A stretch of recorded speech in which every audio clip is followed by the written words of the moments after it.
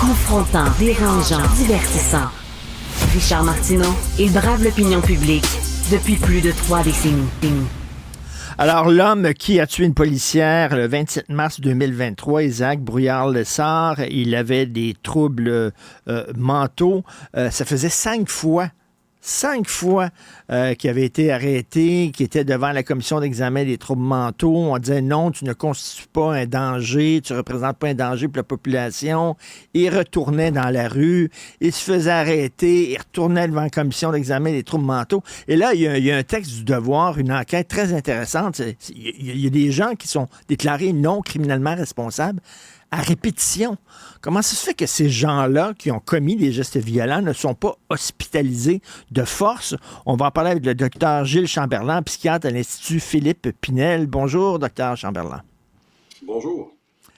Ça pose une sacrée bonne question, là. Est-ce que ça vous inquiète, vous, docteur Chamberlain, de voir qu'il y a autant de gens qui sont connus, des policiers connus du système, puis qui retournent tout le temps à la rue, se refont arrêter, repassent devant la commission d'examen des troubles mentaux, sont retournés à la rue? Qu'est-ce que vous en pensez? Effectivement, il y a une porte tournante ici là, qu'on voit. Il y a peut-être 2 explications à ça. Une qui serait peut-être plus simple à régler que l'autre. La première, c'est que vous avez mentionné que les gens présentent plus un danger pour la société, donc ils sont remis en liberté. C'est même pire que ça. C'est que le critère, c'est pas de représenter un danger, c'est de représenter un danger important. Si on ne représente pas un danger important, la commission doit libérer les personnes qui sont détenues. Faut rappeler que lorsque ces personnes-là sont à l'hôpital, elles sont détenues à l'hôpital. C'est quand même, c'est la même détention que si c'était à Port-Cartier ou ailleurs. Donc, l'hôpital doit avoir des structures qui permettent de le détenir.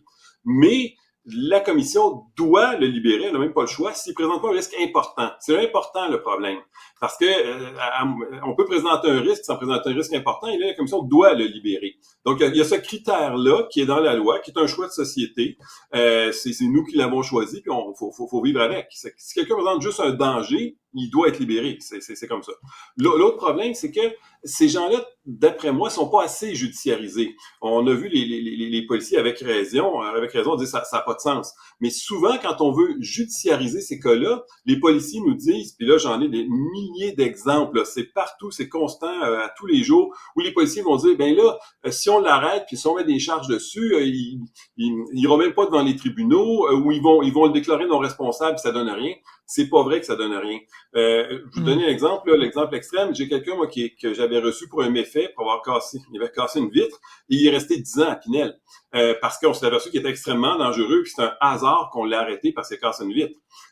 Donc, c'est une porte, ça peut être une porte d'entrée du système si on se donnait la peine de judiciariser puis laisser la société décider est-ce qu'il est responsable ou non responsable. Puis s'il est non responsable, ben qu'on le suive, que la commission d'examen soit dans le dossier, qu'on puisse le suivre, parce qu'il y a beaucoup, carrément des agressions sexuelles qui sont faites dans les urgences, des patients qui vont se permettre de prendre la poitrine d'une infirmière, de pincer une fesse, des patients qui vont menacer, qui vont briser des choses, et ils le font sans conséquence parce que ce n'est pas judiciarisé. Et ça devient un problème important parce que les patients le savent aussi qu'ils peuvent se permettre ça. Est-ce que c'est parce qu'il fut un temps au Québec, c'était trop facile de faire interner quelqu'un? Quelqu'un était un petit peu dérangeant, il y avait des chicanes de famille, etc. Ah, cette personne-là a des troubles de santé mentale, boum, à l'asile. Et qu'on est passé d'un extrême à l'autre. Ça se peut, ça?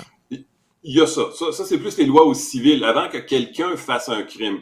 Avant que quelqu'un fasse un crime en prévention, effectivement, là, il faut être plus prudent parce que c'est un citoyen qui n'a pas encore été déclaré coupable, qui a tous ses droits. Là, c'est plus délicat. Comment on va faire pour amener cette personne-là à être gardée à l'hôpital quand elle n'a pas été jugée? Encore ici, les lois sont très pro-liberté. C'est un choix de société, puis c'est correct. Mais ici, il faut attendre que quelqu'un présente un danger grave et immédiat avant de pouvoir juste le faire évaluer. Fait que on voit que les lois sont faites pour que les gens gardent leur liberté, ce qui est pas mauvais. Mais en même temps, il faut s'attendre à ce que si on met la barre d'un danger grave et immédiat avant de faire quelque chose, ben des fois la première manifestation, c'est quelque chose d'effectivement sérieux. Est-ce que la désinstitutionnalisation avait été... est-ce qu'on est allé trop loin? C'est-à-dire, on dirait qu'on a pris ça pour des raisons économiques, là, qu'on a fait ça, la désinstitutionnalisation, pour des raisons surtout économiques, parce que on voit des gens là, ici, là, constamment, quand je sors de Cube Radio, je vois des gens délirer dans la rue, puis tout ça. C'est le coin là, devant la place Émilie-Gamelin, là, où il y a des gens qui ont des problèmes, puis en même temps, on ne sait pas, sont-ils dangereux, sont-ils pas dangereux, ils font pitié en même temps, tout ça. Puis je me dis, coudonc, leur place, ces gens-là, c'est pas dans la rue. Ils seraient beaucoup mieux dans un institut psychiatrique où on prendrait soin de ces gens-là. Ah, je suis tout à fait d'accord avec vous. La notion d'asile, c'est pas quelque chose de péjoratif. Ben Ça oui. l'était devenu au fil du temps, mais un asile, c'est positif. On aide les gens, puis on leur permet de prendre un répit puis du repos. Au départ, la désinstitutionnalisation, c'était nécessaire. Les traitements se sont améliorés, la médication s'est améliorée. Il y a des gens qui étaient à l'hôpital pour rien. Donc, c'était assez facile de les sortir puisqu'ils étaient assez stabilisés. Mais là, comme vous dites, pour des raisons économiques, on s'est dit, bon, mais les hôpitaux coûtent cher, on va essayer d'en sortir le plus possible. Mais plus on veut sortir des patients qui demeurent avec des symptômes, plus ces patients-là ont besoin de soins dans la communauté. Et à un moment donné, il n'y a plus d'économie à faire. Les soins que nécessite le patient dans la communauté vont finir même peut-être par coûter plus cher que ce que ça coûterait dans une institution adaptée. Fait que oui, malheureusement, je pense que ça a été fait pour des raisons économiques et l'argent n'a pas suivi pour qu'on puisse traiter ces gens-là adéquatement en société. Et j'imagine, mettons une mère de famille, là, elle a un enfant qui a des problèmes de santé mentale vraiment graves. Et cet enfant-là est arrêté parce qu'il a commis des gestes violents et il est retourné dans la population, libéré, là, parce qu'on dit, bon, il ne représente pas un danger important. La mère, elle veut pas que son enfant traîne dans la rue, c'est clair. Elle veut pas qu'il soit itinérant, puis qu'il soit, mettons, qu'il se batte, puis ouais, qu'il y ait des pushers qui tournent autour de lui, puis tout ça. Fait que veut pas. Elle dit, viens-t'en vivre à la maison avec moi.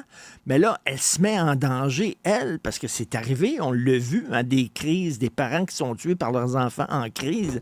C'est pas évident. Donc, cette femme-là, pour la protéger, cet enfant-là aurait dû être dans une institution. C'est certain que si on ne le garde pas à l'hôpital, ben la mère va avoir le réflexe et le père de le prendre à la maison, puis ils vont se mettre en danger. Effectivement. Il y a quand même des ressources qui existent. La commission d'examen, si elle libère quelqu'un, elle ne le libère pas nécessairement inconditionnellement. Elle peut le libérer avec une obligation de demeurer dans les ressources. Mais en ce moment, le temps d'attente est assez long, les ressources sont débordées. Et l'autre problème, c'est que encore là, on attend à partir du moment où quelqu'un est libéré qu'il soit dangereux. Et ces gens-là vont souvent, malheureusement, essayer de s'auto-traiter avec des drogues. Il y a déjà un problème de drogue, mais nos patients sont plus sensibles à ça. Quand ils prennent de la drogue, ils oublient leurs problèmes, ils sont comme dans une bulle à ce moment-là, donc ils ont plus tendance à aller prendre de la drogue. Et là, ça peut aller très vite. Même un patient bien médicamenté qui est stable, s'il prend de la drogue, la protection offerte par la médication ne résistera pas. Et c'est ça peut aller très vite. Puis s'il est dans un institut, ben on va faire en sorte qu'il prenne ses médicaments. Une fois qu'il est dans la rue, il n'y a rien qui nous dit qu'il va prendre ses médicaments, là. Avant qu'on s'aperçoive que le patient est décompensé, des fois, ça peut aller vite. Des fois, il y a des symptômes d'appel, on peut le voir, mais parfois, ça peut aller très, très vite. La première manifestation qu'on va avoir, c'est que le patient devient agressif. Et en terminant, Dr Chamberlain, est-ce que j'ai l'impression qu'il y en a plus qu'avant? Il faut dire que je travaille, moi, là, en plein dans le cœur là, de la misère humaine à Montréal. Mais selon vous, au PIF, là, est-ce qu'il y en a plus qu'avant des gens qui ont vraiment des gros problèmes et qui peuvent devenir violents, là? Il y en a plus qu'avant à cause des substances. Si c'était pas des drogues, c'est assez stable dans le temps. Et là, on s'est rendu compte qu'une drogue comme le cannabis, il y a les psychoses induites pendant qu'on est intoxiqué, mais on se rend compte que le cannabis peut induire une schizophrénie et pas simplement une psychose pendant qu'on est intoxiqué. Il y a dans l'étude que j'ai lue, 25% des schizophrènes, je sais plus si c'est en Norvège ou en Suède, seraient jamais devenus schizophrènes s'ils n'avaient pas consommé de cannabis. Et surtout que c'est consommé à un âge où le cerveau est très fragile. Donc là, on a un problème. On fait pas juste créer de la psychose, on crée de la maladie qui va devenir autonome comme maladie, même quand on ne consomme pas. Mais c'est intéressant ce que vous dites, c'est qu'on a été trop complaisant peut-être envers le cannabis, là. On n'a pas vu les dangers que ça peut avoir de fumer du pot, là, souvent. En fait, on l'a vu, mais il y a tout un marketing comme quoi c'est une drogue douce. Si le cerveau est formé, si on est un adulte après 22 ans, c'est pas si mal. Mais si on est avant cette période-là, pendant que le cerveau est en train de se former, c'est grave. Et Dr. Chamberlain, le Lionel Carman, le ministre, a dit qu'il va y avoir moins d'hôpitaux là, qui vont s'occuper des individus déclarés non criminellement responsables. Il y avait trop d'hôpitaux et c'est ça. Donc, ils pouvaient... on ne connaissait pas trop les cas. Là, on ne savait pas que ça faisait 5 fois que la personne se faisait arrêter, tout ça. En ayant moins d'hôpitaux, ben, on va pouvoir plus connaître là, la nature là, des problèmes de ces gens-là. Vous en pensez quoi? C'est une très bonne nouvelle. C'est une surspécialité de la psychiatrie. On peut pas avoir de la chirurgie cardiaque partout. Ça demande toute une organisation pour détenir ces gens-là à l'hôpital, toute une sécurité. Donc, on va concentrer ça pour mieux les traiter. C'est une très bonne nouvelle. Des patients détenus sur une unité de psychiatrie générale où on peut retrouver des personnes âgées, puis ça a presque pas de sens. C'est très difficile de les détenir dans un contexte où on veut assurer la liberté des autres patients. Donc, c'est une très, très bonne nouvelle. Il y a des patients qui ne pourront pas être traités dans leur secteur directement, mais c'est la même chose pour toutes les surspécialités. On ne peut pas avoir toutes les surspécialités dans notre secteur. Merci d'avoir pris le temps de nous parler, Dr. Gilles Chamberlain, psychiatre à l'Institut Philippe Pinel. Merci beaucoup. Bonne journée. Ça fait plaisir. Au revoir.